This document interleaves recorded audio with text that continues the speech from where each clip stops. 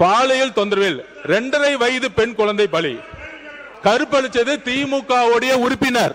Photo தான் காட்டினாரு, FIR பதிவு பட்டிருக்கு அப்படின்னு சொன்னாரு. இதுல இருந்து என்ன தெரியுதுன்னா, எங்களுடைய ஆட்சியில் நாங்கள் நடவடிக்கை எடுத்திருக்கிறோம். இன்னொரு வீடியோ ஒன்று இருக்கு. ஒரு அமைச்சரே ஐபிஎல் மேட்ச்ல பவுடர் நுணுக்கிக்கிட்டு மாத்திரை நுணுக்குன்னு கதை விட்டாரு. அவர்கிட்ட உங்களுடைய காவல்துறை ஏதாவது விசாரணை நடத்துச்சா? அவர் மேல ஏதாவது நடவடிக்கை எடுத்திருக்கீங்களா? இன்டர்நேஷனல் போதைப் பொருள் கடத்தல் மன்னன் ஜாஃபர் சாரிக் என்ற நபர் டெல்லியில் கைது செய்யப்பட்டார்.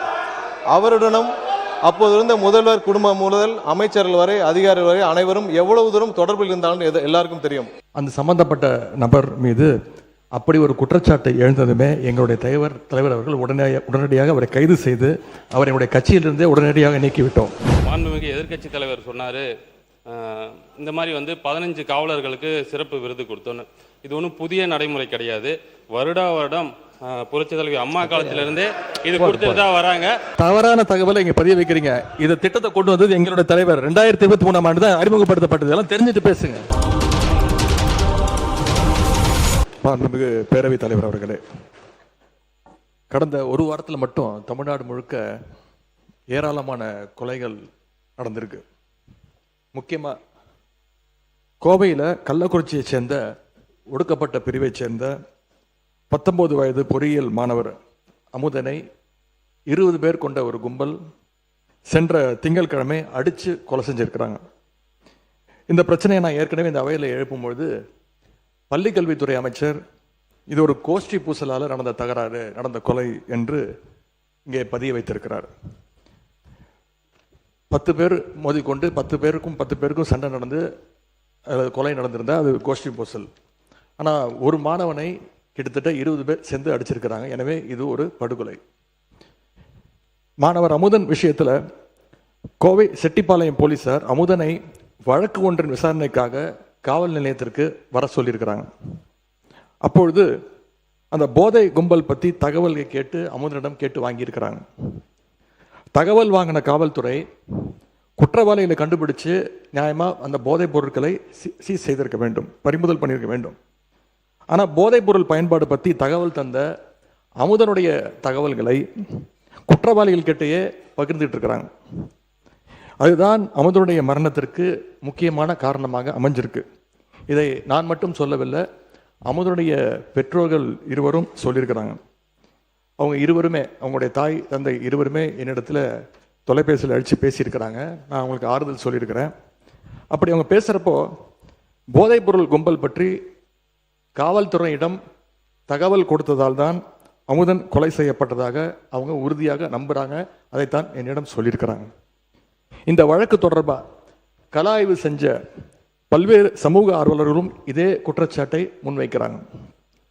இந்த சம்பவத்திற்கு நீதி கிடைக்கணும்னு நேற்றைய தினம் எங்களுடைய கழக தலைவருடைய உத்தரவின்படி ஒருங்கிணைந்த கள்ளக்குறிச்சி மாவட்ட கழகம் சார்பாக கிட்டத்தட்ட 10,000 பேர் பங்கு கொண்ட ஒரு மாபெரும் கண்டன ஆர்ப்பாட்டத்தை கள்ளக்குறிச்சி நகரத்தில் நடத்தியிருக்கின்றோம்.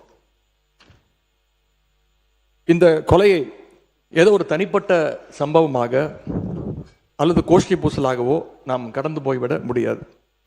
அரசின் அலட்சியத்தால், காவல்துறையுடைய பொறுப்பற்ற போக்கால தான் இந்த கொலை நடந்திருக்கு என்பதுதான் குற்றச்சாட்டு. மாணவர் அமுதன் கொலையில் சம்பந்தப்பட்டவங்களுக்கு கடுமையான தண்டனையை நாம் வாங்கி கொடுக்க வேண்டும். அதே மாதிரி குற்றவாளிகளுக்கு தகவல் கொடுத்ததா குற்றம் சாட்டப்படுகின்ற காவல்துறையினர் மேலே உடனடியாக கடும் நடவடிக்கை எடுக்க வேண்டும். போதை கலாச்சாரத்தை எதிர்த்து நிற்கின்ற ஒவ்வொருத்தருக்கும் விடப்படுகிற ஒரு எச்சரிக்கை தான் இந்த சம்பவம். கோவையில் மட்டுமல்ல, சென்னையிலும் இதே மாதிரி ஒரு சம்பவம் கடந்த 14ஆம் தேதி நடந்திருக்கு. சென்னை திருவொற்றியூரில் அரசு பள்ளியில் +2 படிச்சுட்டு இருந்த மாணவனோட பேர் தனுஷ். அவர் போதை கும்பலை தட்டி கேட்டிருக்காரு. அதற்காக பட்டப்பகலில் சுமார் 30 பேர் கொண்ட ஒரு கும்பல் தனுஷ் அவர்களை அடிச்சே கொலை பண்ணியிருக்கிறாங்க. இந்த அரசு போதைப் பொருள் தடுப்பு படையை உருவாக்கி இருக்கோம்னு சொல்லிடுறீங்க. அதை சொல்லி பல கோடி ரூபாயில் விளம்பரம்லாம் பண்ணியிருக்கிறீங்க. ஆனால் களத்தில் நடக்கிறதை பார்த்தா இன்னைக்கு வேற மாதிரி இருக்கு. உதாரணமாக சில நாட்களில் மட்டும் நடந்த குற்ற சம்பவங்களை இங்கே அவையில் பதிய வைக்க விரும்புகின்றேன். நேற்று இரவு காஞ்சிபுரம் அருகே படுநெல்லி கிராமத்தில் கோவில் திருவிழாவின் போது போதை கும்பலுடைய அட்டகாசத்தை கேள்வி கேட்ட சந்துரு, விக்கி அப்படிங்கிற 2 இளைஞர்களை அந்த கும்பல் வெட்டி கொலை பண்ணியிருக்கு.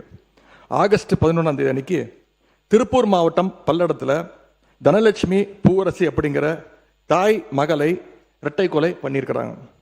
ஆகஸ்ட் 12ஆம் தேதி சென்னை அம்பத்தூரில் ஆட்டோவில் வச்சு வைதேகி அப்படிங்கிற ஒரு இளம்பெண்ணை கழுத்தறுத்து கொடூரமாக கொலை பண்ணியிருக்கிறாங்க.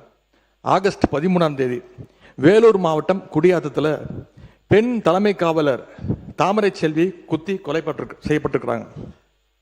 ஆகஸ்ட் 14ஆம் தேதி கோவை மாவட்டம் பாப்பநாயகன் பாளையத்தில் ஒரு வயதான பெண்மையும் உறுப்பினர், கவன ஈர்ப்பு தீர்மானத்தில் நீங்கள் கொடுத்திருக்கிற அந்த பொருள் பற்றி மட்டும் நீங்கள் விளக்குவதில் நியாயம் இருக்கிறது. நாடு முழுவதும் நடந்த மற்ற சம்பவங்களை பற்றி பேசுவதற்கான நேரம் இது அல்ல. சுருக்கமாக கவன ஈர்ப்பு தீர்மானத்தை ஒட்டிய பிரச்சனை மட்டும் நீங்கள் பேசலாம். அரசுடைய கவனத்துக்கு கொண்டு வர இதெல்லாம் ஒரு வாரத்தில் நடந்தது. நீங்கள் சென்ற வாரமே டைம் கொடுத்துருந்தீங்கன்னா இதெல்லாம் சொல்ல வேண்டிய அவசியம் ஏற்பட்டிருக்காது. இதே நாளில் திருவள்ளூர் மாவட்டம் கும்மிடிப்பூண்டி சானாபுத்தூர் கிராமத்தைச் சேர்ந்த ரஞ்சன் அப்படிங்கிற இளைஞரும் கொலை செய்யப்பட்டிருக்கிறார். இப்படி கொலைகள் மட்டுமல்ல, பாலியல் வன்கொடை சம்பவங்களும் எக்கச்சக்கமாக சென்ற ஒரு வாரத்தில் மட்டும் நடந்திருக்கு. கிருஷ்ணகிரி மாவட்டத்தில் 9 வயது சிறுமி ஸ்கூல் முடிஞ்சு வீட்டுக்கு போயிட்டு இருந்தப்போ வழியில் கடத்தப்பட்டு பாலியல் வன்கொடுமைக்கு ஆளாக்கப்பட்டிருக்கிறாங்க. அதே மாதிரி தூத்துக்குடி மாவட்டம் ஆறுமுகநேரியில் ஆளுங்கட்சி நிர்வாகிகள் மேலேயே பாலியல் புகார்கள் இன்னைக்கு தொடர்ந்து வந்த வண்ணம் இருக்கிறது. அந்த மாவட்டத்தில் ஆளுங்கட்சி நிர்வாகிகள் மேலே வர்ற 2வது பாலியல் குற்றச்சாட்டு இது. ராணிப்பேட்டையில் ஆளுங்கட்சியினுடைய மாவட்ட செயலாளர் திரு விஜய் மோகன் மேலே ஒரு பெண் பாலியல் குற்றச்சாட்டு சொல்லியிருக்கிறாங்க. 100 நாள் சாதனைன்னு இந்த அரசு பெருமை பேசுகிற இதே நேரத்தில் தமிழ்நாட்டில் சட்டம் ஒழுங்கு இந்த 100 நாளில் எந்த அளவுக்கு மோசமாக இருக்குது அப்படிங்கிறதும் இந்த சம்பவங்களே சாட்சி. இது மாதிரியான சம்பவங்கள் தொடராமல் இருக்க இந்த அரசு என்னென்ன நடவடிக்கை எடுக்க போகுது? மிக முக்கியமாக பள்ளி கல்லூரிகளில் வன்முறைக்கு எதிராகவும் ஒழுக்கத்தை வளர்த்தெடுக்கவும் கவுன்சிலிங் வகுப்புகளை நடத்த வேண்டும்னு இந்த அரசை கேட்டுக்கொள்கின்றோம். போதைக்கு எதிரான தொடர் விழிப்புணர்வை ஏற்படுத்தணும். மிக முக்கியமாக சட்டம் ஒழுங்கு பிரச்சனையை கட்டுக்குள் கொண்டு வர இந்த அரசு உறுதியான நடவடிக்கை எடுக்க வேண்டும் என்று எங்களுடைய சார்பாக நான் கேட்டுக்கொள்கிறேன். அமைச்சர் அவர்களே, கோயம்புத்தூர் மாவட்டம் மலுமிச்சம்பட்டியில் அமைந்துள்ள தனியார் கல்லூரி மாணவர் அமுதன் கொலை சம்பந்தப்பட்ட விஷயத்தில் கடந்த 10/8/2026 அன்று கோயம்புத்தூர் மலுமிச்சம்பட்டியில் உள்ள தனியார் கல்லூரியில் 3ஆம் ஆண்டு பயின்று வரும் 19 வயதுடைய மாணவர் அமுதன் அதே கல்லூரியில் பயிலும் சக மாணவர்களால் தாக்கப்பட்டு உயிரிழந்த சம்பவம் தொடர்பாக காவல்துறையின் முதற்கட்ட விசாரணையில் 9/8/2026 அன்று இரவு 8 மணி அளவில் 2ஆம் ஆண்டு பயிலும் அமுதனின் நண்பர்களும் 4ஆம் ஆண்டு பயிலும் சில மாணவர்களுடன் இடையே ஏற்பட்ட தகராறு காரணமாக 4ஆம் ஆண்டு பயிலும் மாணவர்கள் 2ஆம் ஆண்டு பயிலும் மாணவர்கள் மீது முதலில் தாக்குதல் நடத்தியதாக தெரிய வருகிறது. இதனால் ஏற்பட்ட முன்விரோதம் காரணமாக 10/8/2026 அன்று அதிகாலை 1:30 மணி அளவில் அமுதனும் அவரது நண்பர்களும் ஏற்கனவே தகராறில் ஈடுபட்ட 4ஆம் ஆண்டு பயிலும் மாணவர்களை மலுமிச்சம்பட்டியில் தங்கியிருந்த அறைக்கு சென்று தாக்கியுள்ளனர். இதனைத் தொடர்ந்து ஒத்தைக்கால் மண்டபம் பூங்கா நகரில் உள்ள மற்றொரு அறைக்கு சென்று அதிகாலை 5 மணி அளவில் அங்கிருந்த மாணவர்களை தாக்கிவிட்டு கைபேசிகளை எடுத்துக்கொண்டு கார் மற்றும் இருசக்கர வாகனங்கள் தப்பிச் சென்றுள்ளனர். காயமடைந்த மாணவர்கள் தனியார் மருத்துவமனையில் சிகிச்சை பெற்றுள்ளனர். மாண்புமிகு பேரவைத் தலைவர் அவர்களே, மேற்கண்ட தாக்குதலுக்குள்ளான மாணவர்கள் அமுதனையும் அவரது நண்பர்களையும் 10/8/2026 அன்று காலை 8:30 மணி அளவில் வழிமறித்து தாக்கியுள்ளனர். இச்சம்பவத்தில் காயமடைந்த ஒருவர் அங்கிருந்து தப்பிச் சென்ற நிலையில் மேற்படி மாணவர்கள் அமுதனை தொடர்ந்து தாக்கிவிட்டு அவரை சுமார் 10:30 மணி அளவில் இருசக்கர வாகனத்தில் அழைத்துச் சென்று மலுமிச்சம்பட்டியில் உள்ள அமுதனின் நண்பரின் அறையில் விட்டு சென்றுள்ளனர். சுமார் மதியம் 3 மணி அளவில் அமுதன் மயக்க நிலையில் இருந்ததை கண்டு அவரை தனியார் மருத்துவமனையில் அனுமதிக்கப்பட்ட நிலையில் அவரை பரிசோதித்த மருத்துவர் அவர் ஏற்கனவே இறந்து விட்டதாகவும் தெரிவித்ததோடு காவல்துறைக்கு தகவல் தெரிவித்துள்ளார். அதனைத் தொடர்ந்து அன்றைய தினமே கோயம்புத்தூர் மாவட்டம் செட்டியபாளையம் காவல் நிலையத்தில் பல்வேறு சட்டப்பிரிவுகளின் கீழ் 2 வெவ்வேறு குற்றவியல் வழக்குகள் பதிவு செய்யப்பட்டுள்ளன. பின்னர் அமுதன் இறந்ததை தொடர்ந்து SC/ST அதாவது வன்கொடுமை தடுப்பு சட்ட பிரிவு இவ்வழக்கில் சேர்க்கப்பட்டுள்ளது. பிரேத பரிசோதனைக்கு பிறகு 11/8/2026 அன்று சுமார் 5 மணி அளவில் அவரது உடல் பெற்றோரிடம் ஒப்படைக்கப்பட்டது. மாண்புமிகு பேரவைத் தலைவர் அவர்களே, மாணவர் அமுதன் கொலை செய்யப்பட்டது தொடர்பாக பதிவு செய்யப்பட்ட குற்றவியல் வழக்கு எண் 310/2026 கீழ் இதுவரை 14 பேர், நேற்று இரவு ஒருவர் கூடுதலாக இதுவரை 15 பேர் கைது செய்யப்பட்டு நீதிமன்ற காவலுக்கு அனுப்பப்பட்டுள்ளனர். மேலும் அமுதன் உள்ளிட்டோர் சக மாணவர்களை தாக்கியது தொடர்பாக பதிவு செய்யப்பட்ட குற்றவியல் வழக்கு எண் 309/2026 கீழ் 2 பேர் கைது செய்யப்பட்டுள்ளனர். காவல்துறையினரின் தீவிர விசாரணையின் அடிப்படையில் 9/8/2026 அன்று ஏற்பட்ட இரு குழுக்களுக்கிடையிலான பழிவாங்கும் நோக்கிலான தாக்குதலை அமுதனின் மரணத்திற்கு வழிவகுத்ததாக என்று தெரிய வந்துள்ளது. இவ்வழக்கு தொடர்பாக போதைப் பொருள் பயன்படுத்தியதாக புகாரிலோ காவல்துறையின் விசாரணையிலோ அறியப்படவில்லை. மேலும் பழிவாங்கும் சம்பவங்களை தடுக்க தேவையான தடுப்பு நடவடிக்கைகள் மேற்கொள்ளப்பட்டு நிலைமை தொடர்ந்து உன்னிப்பாக கண்காணிக்கப்பட்டு வருகிறது. மாண்புமிகு முதலமைச்சர் அவர்களின் ஆணைக்கிணங்க மாணவர் அமுதன் இறப்பின் காரணமாக துயரத்தில் இருக்கும் குடும்பத்தினரே மாண்புமிகு சமூக நீதித்துறை அமைச்சர் திரு வன்னியரசு அவர்களும் மற்றும் மாண்புமிகு பிற்படுத்தோர் நலத்துறை அமைச்சர் திரு வி சம்பத்குமார் அவர்களும் 15/8/2026 சனிக்கிழமை என்று நேரில் சந்தித்து ஆறுதல் தெரிவித்தனர். மேலும் வன்கொடுமை தடுப்பு சட்டத்தின் கீழ் பாதிக்கப்பட்ட குடும்பத்தினருக்கு முதற்கட்டமாக ரூபாய் 6 லட்சம் அவரது குடும்பத்தினருக்கு வழங்க ஆணையிடப்பட்டுள்ளது. மாண்புமிகு பேரவைத் தலைவர் அவர்களே, இந்த வழக்கை பொறுத்தவரை போதைப் பொருள் பயன்படுத்துவதை பார்த்து காவல்துறையிடம் புகார் அளித்தவர்களின் விவரங்களை காவல்துறையினர் சம்பந்தப்பட்ட நபர்களும் தெரிவித்ததாகவும் அதன் காரணமாக புகார் அளித்தவரை சரமாரியாக தாக்கப்பட்டு உயிரிழந்ததாகவும் எதிர்க்கட்சி உறுப்பினர்கள் தெரிவித்துள்ளபடி எந்த ஒரு சம்பவமும் இவ்வழக்கில் நடைபெறவில்லை என்பதை தெளிவுபடுத்த விரும்புகிறோம். மேலும் இவ்வழக்கு போதைப் பொருள் தொடர்பான வழக்கும் அல்ல, இது வேறு மாணவர் குழுக்களுக்கு இடையே ஏற்பட்ட முன்னுரிதம் மற்றும் அதனை தொடர்ந்து மேற்கொள்ளப்பட்ட பழிவாங்கும் நோக்கிலான தாக்குதலின் காரணமாகவே இச்சம்பவம் நடைபெற்றுள்ளது. எனவே உண்மை நிலவரத்திற்கு மாறாக இவ்வழக்கை போதைப் பொருள் தொடர்பான சம்பவமாக சித்தரித்து வழக்கின் உண்மைத்தன்மையை திசை திருப்ப வேண்டாம் என்பதை இந்த நேரத்தில் தெரிவித்துக் கொள்ள கடமைப்பட்டுள்ளேன். மாணவர் அமுதன் கொலை செய்யப்பட்ட சம்பவத்தை பொறுத்தவரையில் உண்மையை மறைக்க வேண்டிய அவசியம் காவல்துறைக்கோ அரசுக்கோ இல்லை. இவ்வழக்கில் காவல்துறையினர் எந்தவித காலதாமதமின்றி SC/ST அதாவது வன்கொடுமை தடுப்பு சட்டம் உள்ளிட்ட பிரிவுகளின் கீழ் வழக்கு பதிவு செய்து குற்றவாளிகளை விரைவாக கைது செய்யப்பட்டுள்ளனர். இவ்வழக்கினை தொடர்ந்து கண்காணித்து 3 மாதத்திற்குள் குற்றப்பத்திரிகை தாக்கல் செய்து இவ்வழக்கில் தொடர்புடையவர்களை மீது துரித நடவடிக்கை எடுத்து உரிய தண்டனை பெற்றுத்தர மாண்புமிகு முதலமைச்சர் அவர்கள் ஆணையிட்டுள்ளார். நமது அரசு என்றென்றும் சட்டம் ஒழுங்கு பேணி காப்பதிலும் எந்தவித சமரசமும் இல்லாமல் துரித நடவடிக்கை எடுத்து வருகிறது. மேலும் பாதிக்கப்பட்ட குடும்பத்தினரும் துணை நிற்கும் என்பதை தெரிவித்துக் கொள்கிறோம். மாண்புமிகு பேரவைத் தலைவர் அவர்களே, பள்ளிகளிலும் கல்லூரிகளிலும் மாணவர்களுக்கிடையே குழுக்களாக நிலவும் கருத்து வேறுபாடு மற்றும் மன மாச்சரியங்களை கலைந்து ஒற்றுமை உருவாக்கிடும் வகையில் மாணவர்களை நல்வழிப்படுத்திடவும் ஒவ்வொரு பள்ளி மற்றும் கல்லூரிகளிலும் ஆசிரியர் ஒருவர் ஸ்டூடெண்ட் கவுன்சிலராக உள்ள முறையை மேம்படுத்தி வேற்றுமலை கலந்திட நிலையான வழிகாட்டு நடைமுறைகளை பள்ளி கல்வி மற்றும் உயர்கல்வித்துறைகளுக்கு வெளியிட வேண்டும் என்று தெரிவித்துக் கொள்கிறோம்.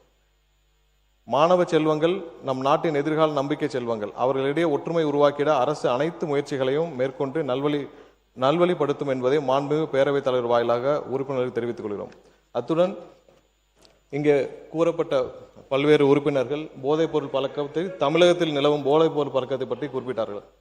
நாம் இங்கேயும் கடந்த 5 ஆண்டுகளாக தமிழகத்தில் நிலவும் போதைப் பொருள் பழக்கத்தை பற்றி நாம் இங்கே அனைவரும் அறிந்த விஷயம்தான். ஏற்கனவே உலக இன்டர்நேஷனல் போதைப் பொருள் கடத்தல் மன்னன் ஜாஃபர் சாதிக் என்ற நபர் டெல்லியில் கைது செய்யப்பட்டார். அவருடனும் அப்போது இருந்த முதல்வர் குடும்பம் முதல் அமைச்சர்கள் வரை அதிகாரிகள் வரை அனைவரும் எவ்வளவு தூரம் தொடர்பில் இருந்தாலும் எல்லாருக்கும் தெரியும். இதுவரை அந்த நபர் சம்பந்தப்பட்ட எந்த வழக்கும் தமிழ்நாட்டில் பதிவு செய்யவில்லை. கடந்த 5 ஆண்டுகளில் எல்லா வகையிலும் போதைப் பொருள் கல்லூரியிலிருந்து எல்லா இடங்களும் அதிகமாக இருக்கிறது என்பதில் எந்த மாற்று கருத்தும் இல்லை. அதை தடுக்க மாண்புமிகு முதலமைச்சர் அவர்கள் அனைத்து வகையிலும் தேவையான சட்டப்பூர்வ நடவடிக்கைகளும் அனைத்தையும் எடுத்துக்கொண்டிருக்கிறார். நமது அரசின் கொள்கையும் போதைப் பொருள் அனைத்து வகையிலும் கட்டுப்படுத்த வேண்டும் என்பதுதான் முதலமைச்சருடைய முக்கிய கொள்கை. இந்த கடந்த ஆட்சியில் இந்த ஜாஃபர் சாதிக் போன்ற இன்டர்நேஷனல் போதை கடத்தல் மன்னன் எப்படி முதலமைச்சர் குடும்பம் முதல் அனைத்து அமைச்சர்கள் வரை தொடர்பில் இருந்தாரோ அது போன்ற எந்த ஒரு சம்பவமும் இதுமேல் நடக்காமல் தடுப்பதற்கான தேவையான அனைத்து நடவடிக்கைகளையும் முதலமைச்சர் கண்டிப்பாக எடுப்பார் என்பதை உறுதியாக சொல்லிக்கிறோம். எதிர்கட்சி தலைவர் பாருங்க, மாண்புமிகு எதிர்கட்சி தலைவர் என்ன அவர் அலோவ் பண்ண போறீங்களா இல்லையா? அவர் அலோவ் பண்ணுங்க. எதிர்கட்சி தலைவர் சொன்ன பிறகு நீங்களே எப்படி உட்காருங்க, எல்லாரும் நீங்க பேசுங்க, மற்றவங்க எல்லாம் உட்காருங்க. எதிர்கட்சி தலைவர் நான் சொன்ன பிறகு அவர் கட்சியை சேர்ந்து நின்று கொண்டு இப்படி செய்வது சரியல்ல. நீங்க மட்டும் பேசுங்க. மாண்புமிகு பேரவைத் தலைவர்களே, நம்முடைய அமைச்சர் அவர்கள் சம்பந்தப்பட்ட ஒரு நபரின் பெயரை சொல்லி இங்கே குறிப்பிட்டு பேசியிருக்கிறார். அந்த சம்பந்தப்பட்ட நபர் மீது அப்படி ஒரு குற்றச்சாட்டை எழுந்ததுமே எங்களுடைய தலைவர் அவர்கள் உடனடியாக அவரை கைது செய்து அவரை என்னுடைய கட்சியிலிருந்தே உடனடியாக நீக்கிவிட்டோம். ஆனால் இவங்களுடைய ஆட்சியில் என்ன லட்சணத்தில் நடந்துகிட்டு இருக்கு என்பதை இன்னைக்கு மக்கள் பார்த்துக்கிட்டு இருக்கிறாங்க. இன்றைக்கு ஒரு அமைச்சரே ஐபிஎல் மேட்ச்சில் பவுடர், இன்னைக்கு அமைச்சரை ஐபிஎல் உட்காருங்க முடிக்கட்டும்.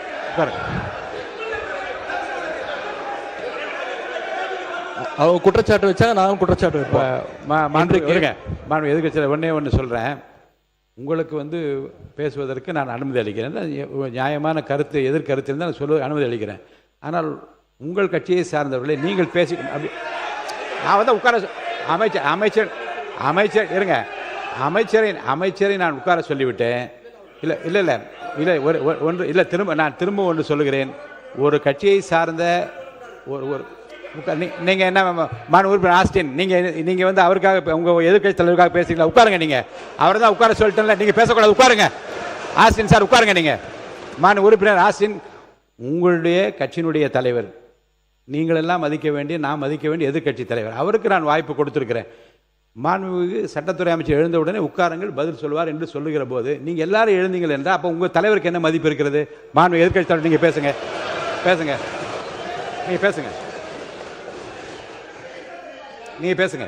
மாண்புமிகு பேரவைத் தலைவர்களே, ஒரு அமைச்சரே ஐபிஎல் மேட்ச்சில் பவுடர் நுணுக்கிக்கிட்டு மாத்திரை நுணுக்குனு கதை விட்டார். அவர்கிட்ட உங்களுடைய காவல்துறை ஏதாவது விசாரணை நடந்துச்சா? அவர் மேலே ஏதாவது நடவடிக்கை எடுத்திருக்கீங்களா? அது மட்டும் இல்லை, சமீப காலமாக ஆளுங்கட்சியை சேர்ந்த பலர் போதைப் பொருள் வழக்கில் தொடர்ந்து கைது செய்யப்பட்டு வருகிறார். நீங்கள் இதுக்குரிய ஆதாரங்கள்லாம் நீங்கள் இல்லாமல் நீங்கள் பேசக்கூடாது. அமைச்சர் அவர்கள் பேசுனதுக்கு ஏதாவது ஆதாரம் கேட்டிருக்கீங்களா? அமைச்சர் அவர்கள் பேசுனதுக்கு ஏதாவது ஆதாரம் இருக்கா? நாங்கள் உடனடியாக கைது செய்யப்பட்டிருக்கோம், அவர் கட்சியிலிருந்து நீக்கியிருக்கிறோம். உங்களுடைய அமைச்சர் ஐபிஎல் மேட்ச்சில் பவுடர் நுணுக்கிட்டு இருந்ததை இன்றைக்கு உலகமே பார்த்துச்சு. பல்வேறு விமர்சனங்கள் வந்துச்சு. குழந்தைக்கு மாத்திரை கொடுத்தேன்னு கதை விட்டாரு. அதற்காக ஏதாவது விசாரணை நடத்தியிருக்கிறீங்களா? புகார் எடுத்திருக்கிறீங்களா? ஏதாவது நடவடிக்கை எடுத்திருக்கீங்களா? கேட்க விரும்புகிறேன். அவர் சொல்லட்டும், அவரை பற்றி சொன்னதுனால சொல்லட்டும். மாண்புமிகு மனிதவளத்துறை அமைச்சர். மாண்புமிகு பேரவைத் தலைவர் அவர்களே, அதாவது ஸ்டேடியம்ல இருந்து இந்த மாதிரி நடந்ததுக்கான விளக்கத்தை ஆல்ரெடி அளித்தாச்சு. அதுல அவங்களுக்கு பல்வேறு முரண்பாடுகள் இருக்கலாம், பல்வேறு கருத்துக்கள் இருக்கலாம். அப்படி இவங்க சொல்றாங்கன்னா அந்த சமயத்துல திராவிட முன்னேற்ற கழகத்தின் ஆட்சி தான் நடந்தது. அப்போ ஸ்டேடியம் வாசல்ல இருந்து இவங்கெல்லாம் அந்த மாதிரியான போதைப் பொருள் வித்தாங்கன்னு சொல்லி ஒத்துக்கிறாங்களா? அப்போ அதனால ஆதாரம் இல்லாமல் விளக்கம் கொடுத்ததுக்கு அப்புறமா தேவையில்லாத பேச எனக்கு கூட தான் இப்ப செய்திகள்ல நீங்க சொல்லக்கூடாதுன்னு சொல்றீங்க. என்னோட அதாவது என் துறையை சார்ந்த கிட்டத்தட்ட அரசு வேலை கொடுக்கறதா சொல்லி 888 கோடி ஊழல் பண்ணிருக்காங்க. எனக்கு பல்வேறு முரண்பாடுகள் இருக்கு. அதனால விளக்கம் அளித்ததுக்கு அப்புறம் அது மாதிரி தேவையில்லாத விஷயங்களை, கருத்துக்களை தெரிவிக்க வேண்டாம் என்றது பேரவை வாயிலாக நான் தெரிவித்துக் கொள்கிறேன். அவரை பற்றி குற்றச்சாட்டு சொன்னால் அதற்கு பதில் சொல்லிட்டாரு. அதை விடுத்து ஒரு ரெய்டில் எங்கேயாவது செக்குது 888 கோடின்னு ஒரு கேஸ் பதிவு பண்ண சொல்லி இடி சொன்னாங்கன்னு சொல்லி பெர்சீவ் பண்ணி அது வேலை கோர்ட்டில் இருக்குது. கோர்ட்டில் இருக்கிற சப்ஜெக்டை இவர் கூப்பிட்டு பேசுகிறாரு. எப்படி சரியாக இருக்குமா? ஃபுல் விளக்கம் நான் சொல்ல முடியுமா அதுக்கு? எனவே அதை அவை குறிப்பிலிருந்து நீக்க வேண்டும். 1.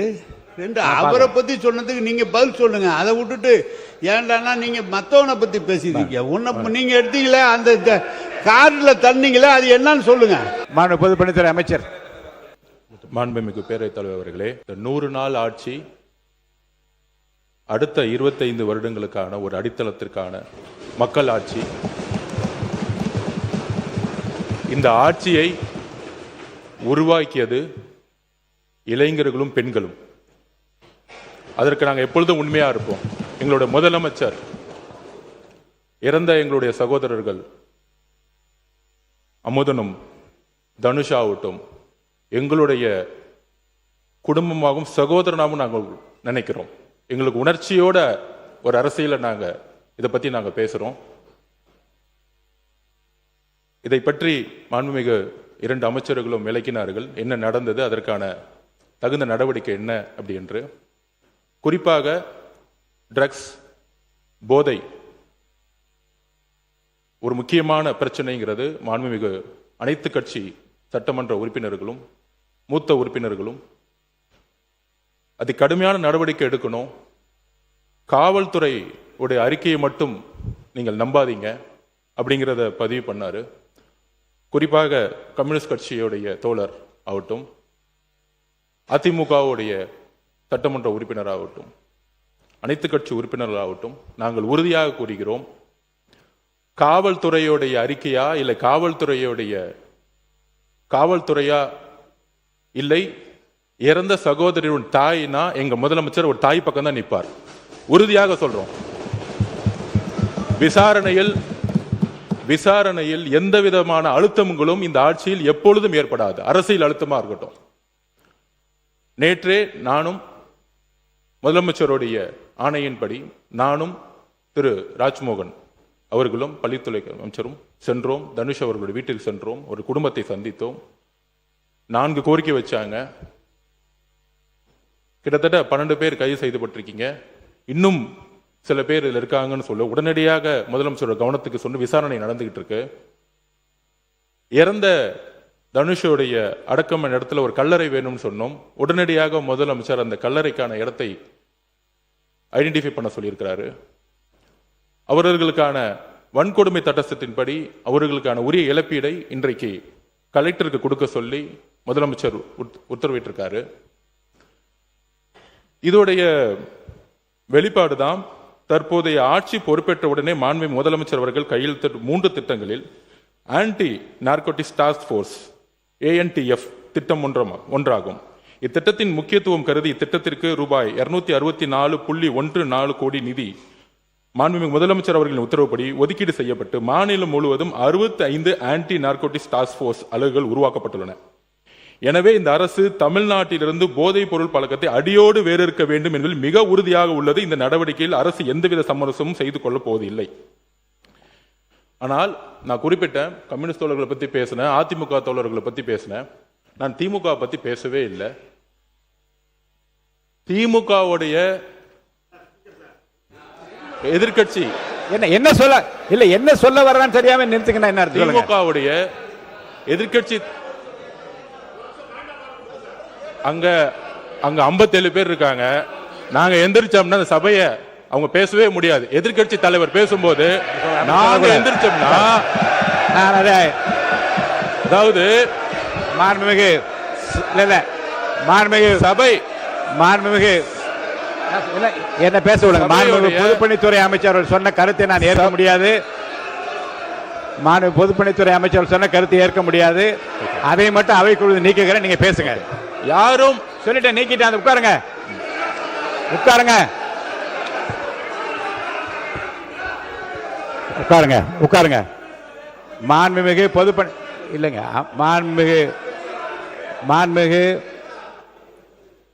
மாண்புமிகு பொதுப்பணித்துறை அமைச்சர்கள் கடைசியில் கூறிய வாசகம் மற்றும் நீக்கப்பட்டு சொல்லிவிட்டேன்.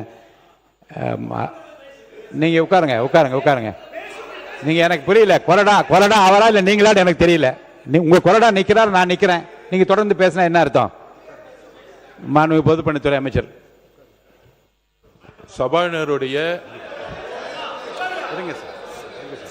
சபாநாயகருடைய உத்தரவுக்கு நாங்கள் கட்டுப்படுறோம். நாங்கள் சொல்ல வந்ததுன்னா, எதிர்க்கட்சி தலைவர் பேசும்போது அரசின் மீது பல்வேறு குற்றச்சாட்டுகள் வைத்தார்.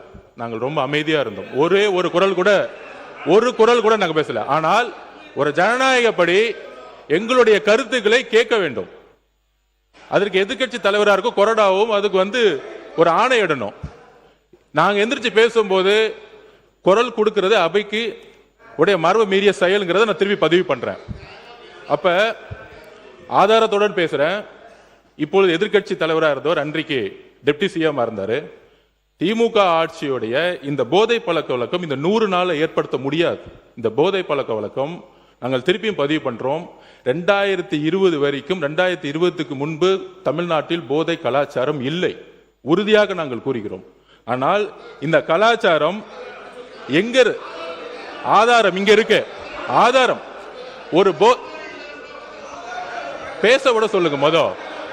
தைரியம் இருந்தால் என்ன பேச சொல்ல விடுங்க. பேசுங்க. உண்மை இருந்தால் அமைதியா இருக்கணும். உண்மையற்றவர்கள் தான் சவுண்ட் கொடுப்பாங்க. உண்மை இல்லைன்னா பயம் எந்திரிச்சு கத்த ஆரம்பிச்சிருவாங்க. எங்க பக்கம் உண்மை இருக்கு, என்கிட்ட உண்மை இருக்கு.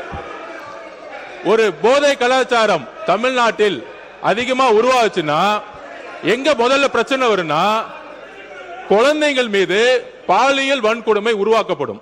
போதை கலாச்சாரம் உருவாகும் பொழுது குழந்தைகள் மீது பாலியல் வன்கொடுமை அதிகமாகும். இதுதான் ரெண்டுத்துக்கான நெருக்கம். அதுல 2020 தமிழ்நாடுடைய காவல்துறை அறிக்கை சொல்றேன். 2020 4338 கேஸ் போஸ்கோ வழக்கு. 2021 6064, கிட்டத்தட்ட 2000 கேஸ் இன்க்ரீஸ் ஆயிருக்கு. 2022 6580 கேஸ். 2023 6968 கேஸ். 2023 2024 குறிப்பாக இதை நோட் பண்ணிக்குவாங்க மாண்புமிகு பேரவைத் தலைவர்களே, 6968 இருந்து 10,046 40% போக்சோ வழக்கு அதிகமாயிருக்கு. அப்பொழுது இப்ப நாங்க ஆன்டி ட்ரக்ஸ் போர்ஸ் போட்டிருக்கோம். எங்களுடைய முதலமைச்சர் பிரச்சாரத்தை உருவாக்கி இருக்காங்க. முக்கியமான இன்னொரு ப்ரூஃப் சொல்றோம். மாண்புமிகு எதிர்க்கட்சி தலைவர் இதை பத்தி சொல்லணும். முக்கியமான ஒரு ப்ரூஃப், பாலியல் தொந்தரவில் 2.5 வயது பெண் குழந்தை பலி. கற்பழிச்சது திமுகவுடைய உறுப்பினர். 2.5 வயது குழந்தையை கற்பழிச்சது 2.5 வயது குழந்தையை கற்பழி திமுகவுடைய உறுப்பினர். இதை பத்தி இதற்கு முன்பு டெப்டி சிஎம் இருந்த இன்றைக்கு எதிர்க்கட்சி தலைவர் 2.5 வயது குழந்தையை திமுக உறுப்பினர் கற்பழிக்க பொழுது என்ன பேசினார், என்ன நடவடிக்கை எடுத்தாங்க? போதை ஆன்டி ட்ரக்ஸ்க்கு எதிராக எத்தனை மீட்டிங் இந்த 5 வருஷமா பதிவு பண்ணாங்க. அயலகத்துறை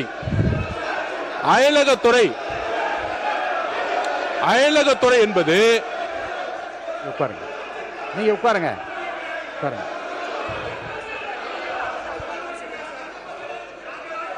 அதாவது அயலக யாராவது அயலகத்துறை என்பது உட்காருங்க. நீங்கள் உட்கார சொல்லுங்க. மாண்புமிகு அவர் பேசி முடிக்கட்டும். மாண்புமிகு பொதுப்பணித்துறை அமைச்சர் அவர்கள், நீங்க உட்காருங்க. நீங்க உட்காருங்க. மாண்புமிகு பொதுப்பணித்துறை அமைச்சர் வரிசையாக வகைப்படுத்தி சில ஆதாரங்களை கொடுக்கிறார். அதாவது இருங்க, நான் வாய்ப்பு தருகிறேன். அவர் பேசி முடித்ததும் உங்களுக்கு வாய்ப்பு தருகிறேன். நீங்க சொல்லுங்க, பதில் சொல்லுங்க. விவாதமே கூடாது என்றதல்ல. மாண்பு உறுப்பினர் பாருங்க, 55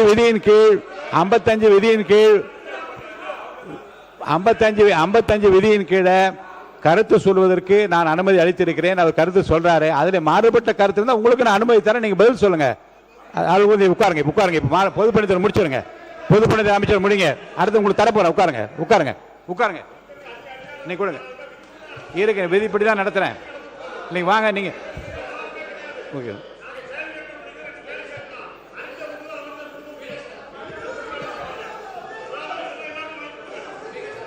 நான் எதிர்க்கட்சி தலைவருக்கு முழுமையா பேச வாய்ப்பு கொடுத்த தவறுன்னு சொல்றீங்களா நீங்க? அப்போ எவ்வளவு சொன்னார். நான் அமைதியான கேட்டு இருந்தேன். எல்லா உறுப்பினருக்கு அது பதில் சொல்ற உரிமை அவருக்கு இருக்கிறது இல்லையா?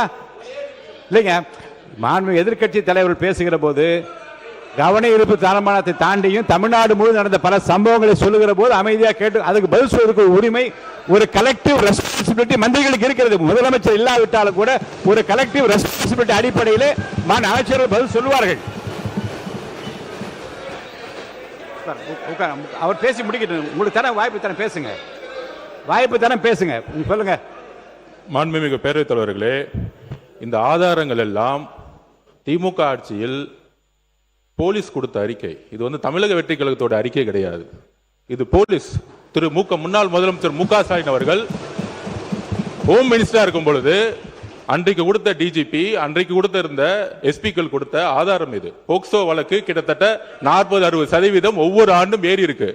2.5 வயது குழந்தையை கற்பழித்து திமுக உறுப்பினர்னு எஃப்ஐஆர் போட்டது உங்களுடைய அரசு தான். அதை தான் நாங்க பதிவு பண்றோம்.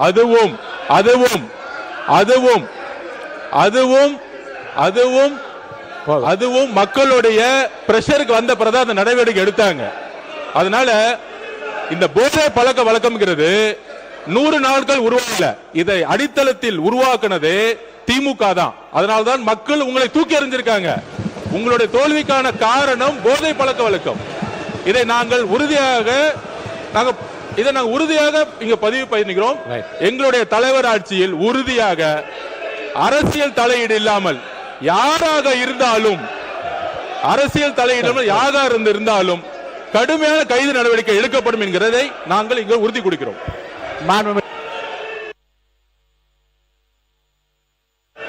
மாண்புத்துறை அமைச்சர் அவர்கள் பேசிய பிறகு மாண்பு எதிர்க்கட்சி தலைவர் அவர்கள் நீங்க தொடர்ந்து இதை உங்கள் கருத்துக்கள் நீங்க பதிவு செய்யலாம். மாண்புமிகு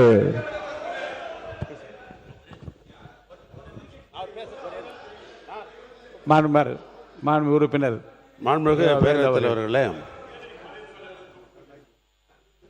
இந்த மாமன்றத்தில் நீங்கள் ஒரு மூத்த உறுப்பினராக இருந்தால் பேரவைத் தலைவராக வந்திருக்கிறீங்க. விதிகள் எல்லாம் உங்களுக்கெல்லாம் தெரியும். கேள்வி நேரத்திலும் சரி, கவன ஈர்ப்பு தீர்மானத்தில் குற்றச்சாட்டு சொல்லக்கூடாது என்பது நீங்கள் அடித்து கொடுத்திருக்க புத்தகத்திலே இருக்கிறது. எங்களுடைய எதிர்க்கட்சியினுடைய மாண்புமிகு எதிர்க்கட்சி தலைவர் அவர்கள் ஒரு அரசினுடைய கவனத்திற்கு இந்தந்த சம்பவங்கள்லாம் நடைபெற்றிருக்கிறது கவனத்தை தான் கொண்டு வரார். இல்லைங்க, கவனத்தில் குறிப்பிட்டிருக்கிற விஷயத்தை பற்றி மட்டும்தான் பேச அனுமதியை தவிர தமிழ்நாடு முழுவதும் சம்பவங்களை வரிசைப்படுத்துகிற போது பதில் சொல்ற உரிமை நான் உங்களுக்கு தரணுமா இல்லையா? ஒரே நிமிஷம். ஆனால் எங்கள் உடனே குற்றச்சாட்டு சொல்லக்கூடாது விதி புஸ்தகத்தில் தான் சொல்றேன். அவர் ஒரு கவனத்துக்கு கொண்டு வர்றார். காவல்துறையில் நாங்கள் ஒரு கேள்வி கேட்டு அப்பொழுது அமைச்சர் அவர்கள் பதில் கூட சொல்லலாம். ஆனால் கவன ஈர்ப்பு தீர்மானத்திலோ அல்லது ஒத்திவைப்பு தீர்மானத்தில் அரசாங்கம் விளக்கம் தான் தரணும் மொழியை நான் கேட்குற கேள்விக்கு நீங்கள் சொல்கிறோம், நாங்கள் எதிர்குற்றச்சாட்டு சொல்கிறோம் அப்படி என்பது இது வரைக்கும் விதி மரபுகள் அல்ல. அதை நீங்கள் கடைபிடிக்கணும்னு நான் கேட்டுக்கொள்கிறேன். இப்போ நம்முடைய பொதுப்பணித்துறை அமைச்சர் சொன்னதற்கு எங்களுடைய எதிர்க்கட்சி தலைவர் அவர்கள் இப்பொழுது பதில் சொல்வார். மாண்பு எதிர்க்கட்சி தலைவர் அவர்கள். மாண்புமிகு பேரவைத் தலைவர் அவர்களே, கடந்த ஒரு வார காலமாக தமிழ்நாட்டில் என்னென்ன சட்ட ஒழுங்கு பிரச்சனை, போதைப் பொருளால் எத்தனை கொலைகள் நடந்திருக்கு அப்படிங்கிறது நான் மட்டுமல்ல, இங்கே இருக்கக்கூடிய அனைத்து கட்சி தலைவர்களும் இந்த அரசனுடைய கவனத்திற்கு நாங்கள் எடுத்துகிட்டு வந்தோம். தவிர அதற்கு நீங்கள் இது வரைக்கும் எந்த அமைச்சரும் அதற்கு சரியான பதில் சொல்லவே இல்லை. ஆனால் மாறாக உங்கள் ஆட்சியில் இப்படி நடந்தது, உங்கள் ஆட்சியில் இது நடந்தது அப்படின்று குறை சொல்லி கொண்டிருக்காங்க. அது ஃபோட்டோ தான் காட்டினார், எஃப்ஐஆர் பதிவு பட்டிருக்கு அப்படின்னு சொன்னார். இதுலேருந்து என்ன தெரியுதுன்னா, எங்களுடைய ஆட்சியில் நாங்கள் நடவடிக்கை எடுத்திருக்கிறோம், நடவடிக்கை எடுக்கப்பட்டிருக்கு எங்களுடைய ஆட்சியில். நாங்கள் கேட்கறது ஏன் உங்கள் ஆட்சி நடவடிக்கை எடுக்க மாட்டேங்கிறீங்க அப்படிங்கிறத நாங்கள் கேட்குறோம். அவர் ஒரு ஃபோட்டோ காட்டுறாரு. பேசி முடிக்கட்டும். அமைச்சர் அவர்கள் ஒரு ஃபோட்டோவை காட்டினாரு. இன்னொரு வீடியோ ஒன்று இருக்குது, அது எல்லாருமே பார்த்தாங்க. ஒட்டுமொத்த இந்தியாவே பார்த்துச்சு, உலகம் முழுக்க பார்த்தாங்க. இருக்கக்கூடிய அமைச்சர் ஒருத்தர் போதைப் பொருள் பவுடராக நுணுக்கி அதை என்ன பண்ணாருங்கிறத விளக்கம் கொடுத்துட்டார். போதும், அது விளக்கம் கொடுத்துட்டார், முடிஞ்சு போச்சு. அதை பற்றி பேச வேணாம். அவைக்குள்ள அதை மட்டும் நீக்கி விடுகிறேன். நீங்க பதில் சொல்லியாச்சு, உட்காருங்க. திரும்ப அதை பற்றி பேச வேண்டாம். கடந்த அவங்க திருப்பி குற்றச்சாட்டு வைக்கும்போது நாங்கள் அதை குற்றச்சாட்டு வைக்குவோம். அது மட்டும் இல்லை, கடந்த 5 ஆண்டுகளாக போதைப் பொருட்களை ஒழிக்க நாங்கள் எங்களுடைய தலைவர், எங்களுடைய முதலமைச்சர் சரியான நடவடிக்கை எடுக்கவில்லை என்ற ஒரு கருத்து இங்கே வைக்கப்படுகிறது. அது தொடர்பாக சில கருத்துக்களை இங்கே நான் கூற விரும்புகின்றேன். ஆட்சிக்கு வந்த ஒரே ஆண்டில் எங்களுடைய தலைவர் அவர்கள் போதைப் பொருள் இல்லா தமிழ்நாடு என்ற இலக்கோடு மதுவிலக்கு அமலாக்கத்துறையையும் நார்காட்டிக்ஸ் இன்டெலிஜென்ஸ் பியூரோ சிஐடி என்ற இரு பிரிவுகளை ஒன்றிணைச்சு இபிசிஐடி என்ற புதிய பிரிவை உருவாக்கினவர் எங்களுடைய தலைவர் திரு முத்துவேல் கருணாநிதி ஸ்டாலின், அன்றைய முதலமைச்சர் அவர்கள். அவர் அன்றைக்கு அப்படி செயல்பட்டதால் தான் கடந்த 5 ஆண்டு கால திராவிட மாடல் ஆட்சியில் இதுவரை இல்லாத அளவுக்கு ஒரு விழிப்புணர்வை ஏற்படுத்தி போதைப் பொருட்களை தொடர்ந்து எங்களுடைய அரசு பறிமுதல் செஞ்சது. இது தொடர்பான புள்ளி விவரங்கள் தேவைப்பட்டாலோ அவர்கிட்ட இருக்கு, அமைச்சர்கிட்ட இருக்கு. கூடுதல் தகவல் தேவைப்பட்டாலோ அதை நாம் எங்கேயும் போய் தேட வேண்டிய அவசியம் இல்லை. இந்த ஆட்சியில் இன்றைக்கு சென்னை மாநகர கமிஷனராக நியமிக்கப்பட்டுள்ள திரு அமல்ராஜ் ஐபிஎஸ் அவர்கள்கிட்ட இந்த அரசு கேட்டுச்சுன்னா அவரே இந்த தகவல்களை தெளிவாக எடுத்து கொடுத்துருவார். ஏன்னா அவர் தான் இன்னைக்கு கமிஷனர் இருக்கிறாரு. இந்த இபிசிஐடி பிரிவை தலைமையேற்று நடத்தியவரும் அவர் தான். அவர்கிட்ட கேட்டால் கரெக்டாக சொல்வார், எத்தனை டன் கஞ்சாவை பறிமுதல் பண்ணோம், எத்தனை பேரை நாங்கள் கைது செஞ்சுருக்கிறோம், சிறப்பு புகார் எண்கள் எத்தனை அறிவித்தோம், விழிப்புணர்வு நிகழ்ச்சிகள் எல்லா டேட்டாவும் அவர்கிட்ட இருக்கு.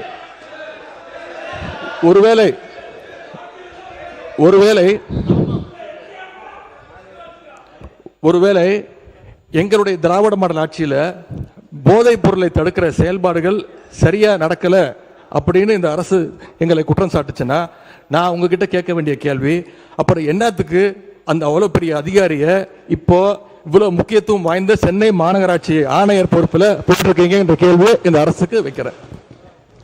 மாண்புமிகு பொதுப்பணித்துறை அமைச்சர் நீங்க இல்ல இது குற்றச்சாட்டு அல்ல. அதாவது எங்களுடைய நோக்கம் ஒருவரை ஒருவர் குற்றச்சாட்டு அல்ல. போதை பழக்க வழக்கம் தமிழ்நாடு முழுவதும் அதிகமானதுதான். எங்களுடைய பிரச்சாரத்திலேயே ஒவ்வொருத்தருக்கும் சொல்லும் பொழுது எங்களுடைய முதலமைச்சர் நாங்களும் சொல்லும்போது பெண்கள் சொல்லியது எல்லா தெருக்களிலும் இந்த கஞ்சா பழக்கமும் ட்ரக்ஸ் பழக்கமும் அதிகமாக இருக்குது, நீங்க ஆட்சிக்கு வந்தா ஒழிச்சிடுங்கன்னு எங்களுடைய கையை பிடிச்சு சொன்னது பெண்கள். அதில் நாங்கள் உறுதியாக இருக்கிறோங்கிறத நாங்க பதிவு பண்ணோம். அதுல ஒரே ஒரு கேள்வி மாண்புமிகு எதிர்க்கட்சி தலைவருக்கு நான் இன்னும் முடிக்கல, நான் முடிச்சிடறேன். நான் அவர் கேட்ட ஒரு கேள்விக்கு அவர் சொன்னாரு ஆன்டி ட்ரக்ஸுக்கு எதிராக நாங்க தனியா நடவடிக்கை எடுத்தோன்னு. எங்களுடைய ஆட்சியில் ஆன்டி ட்ரக்ஸ் ஆன்டி நார்கட்டிக் டாஸ்க் போர்ஸுக்காக ரூபாய் 264.14 கோடி ஒதுக்கப்பட்டிருக்கு. உங்களுடைய முன்னாள் முதலமைச்சரும் சரி, நீங்கள் துணை முதலமைச்சர் இருக்கும் பொழுது இந்த போர்ஸுக்காக எத்தனை கோடி ரூபாய் நீங்க ஒதுக்கி இதற்கான பணிகளை நீங்க மேற்கொண்டீர்கள் பதிவு பண்ணுங்க. விவாதம் பேசு. உங்களுடைய ஆட்சியில் இந்த திட்டத்திற்கு என்ன பணிகள் மேற்கொள்ளப்பட்டது? ஒரு பணினா அதுக்கான பட்ஜெட் ஒதுக்கணும். எவ்வளவு பட்ஜெட் ஒதுக்குனாங்க? மாண்புமிகு எதிர்க்கட்சி தலைவர் பேசுங்க. மாண்புமிகு எதிர்க்கட்சி தலைவர் பேரவைத் தலைவர் அவர்களே, இன்னொன்று, போதைப் பொருள் ஒழிப்பு மற்றும் சட்டவிரோத கடத்தல் தடுப்பு பணியை சிறப்பாக மேற்கொள்ளும் காவலர்களுக்கு 2 நாட்களுக்கு முன்பு நம்முடைய முதலமைச்சர் அவர்கள் விருதுலாம் வழங்கியிருக்கிறார். விருது எதற்காகன்னு பார்த்தீங்கன்னா, போதைப் பொருள் ஒழிப்பு மற்றும் சட்டவிரோத கடத்தல் தடுப்பு நடவடிக்கையை சிறப்பாக மேற்கொண்டதற்காக, கடந்த ஒரு வருடமாக சிறப்பாக பணியாற்றியதற்காக 15 காவல்துறை அதிகாரிகள் மற்றும் காவலர்களுக்கு முதலமைச்சர் அவர்களே விருது கொடுத்திருக்கிறாங்க. அந்த 15 காவலர்களுமே எங்களுடைய ஆட்சி காலத்தில் பல்வேறு வழக்குகளில் போதைப் பொருள் ஒழிப்பு நடவடிக்கையை சிறப்பாக மேற்கொண்டவங்கன்னு இன்னைக்கு அரசு அறிக்கை கொடுத்திருக்கு. விருது பெற்ற அந்த 15 காவலர்களும் எத்தனை கிலோ போதைப் பொருட்களை பறிமுதல் பண்ணாங்க, எத்தனை குற்றவாளிகளை பிடிச்சாங்க, எவ்வளவு நாட்களுக்கு அவங்களுக்குலாம் தண்டனை வாங்கி கொடுத்துருக்குறாங்க, இந்த விவரங்களை எல்லாம் அரசு வெளியிட்ட செய்தி குறிப்பில் தெளிவாக சொல்லியிருக்கிறீங்க. போதைப் பொருள் தடுப்புக்கு எங்க ஆட்சியில நடவடிக்கை எடுக்கல அப்படின்னா அப்புறம் என்னதுக்கு இந்த காவலருக்கு முதலமைச்சர் அவர்கள் விருது கொடுத்தார் அப்படின்னு இங்க நான் பதிய வைக்க விரும்புகிறேன். அதே போல அமைச்சர் அவர்கள் சில கேள்விகளை கேட்கிறாரு. அமைச்சர் அவர்கள் கேட்கிற கேள்விக்கு தான் நான் தான் பதில் சொல்லணும் அப்படின்னு அடம்பிடிக்கிறாரு. இன்னைக்கு நான் நம்முடைய அனைத்து கட்சி தலைவர்கள், அத்தனை பேர் எதிர்கட்சி தலைவர்கள்லாம் இன்னைக்கு இந்த என்ன சட்டம் ஒழுங்கு சம்பந்தமாக பேசிட்டு இருக்கிறோம். அந்த சம்பந்தப்பட்ட அமைச்சர் இங்க இருக்கிறாரு, அவர் ஏன் இப்ப பதில் சொல்ல மறுக்கிறாரு என்பதை நான் கேட்க விரும்புகிறேன். மாண்புமிகு மதுவிலக்குத்துறை அமைச்சர் அவர்கள் உட்காருங்க. மாண்புமிகு பேரவைத் தலைவர் அவர்களே, மாண்புமிகு எதிர்க்கட்சி தலைவர் சொன்னார் இந்த மாதிரி 15 காவலர்களுக்கு சிறப்பு விருது கொடுத்தோன்னு. இது ஒன்றும் புதிய நடைமுறை கிடையாது. வருடம் புரட்சி தலைவி அம்மா காலத்திலிருந்தே இது கொடுத்துட்டு தான் வராங்க. அதனால போதை தடுப்புக்கு எந்த ஒரு நடவடிக்கையும் எடுக்கல. எதை வச்சு சொல்றேன்னா, அந்த கஞ்சா உட்பட பல பொருட்களை பறிமுதல் பண்ணாங்க. நாங்க இந்த 100 நாட்கள் அதை விட அதிகமா நம்ம தமிழக வெற்றி கழகம் ஆட்சி பறிமுதல் பண்ணியிருக்கு. அதுக்கான டேட்டாவை மானிய கோரிக்கையில நிச்சயம் நாங்கள் சொல்லுவோம். மாண்புமிகு எதிர்க்கட்சி தலைவர் முடிச்சிடலாம். 1 மணி நேரம் நீங்க சொல்லுங்க. என்ன தவறான தகவலை இங்க பதிய வைக்கிறீங்க? இந்த திட்டத்தை கொண்டு வந்தது எங்களுடைய தலைவர் 2023ஆம் ஆண்டு தான் அறிமுகப்படுத்தப்பட்டது. எல்லாம் தெரிஞ்சுட்டு பேசுங்க. எதிர்க்கட்சியில் இருக்கிற அனைவரும் எழுப்பிய கேள்விக்கு அரசின் சார்பாக உரிய விளக்கங்கள் இல்லை. எனவே அதை கண்டித்து நாங்கள் வெளிநடப்பு செய்கிறோம்.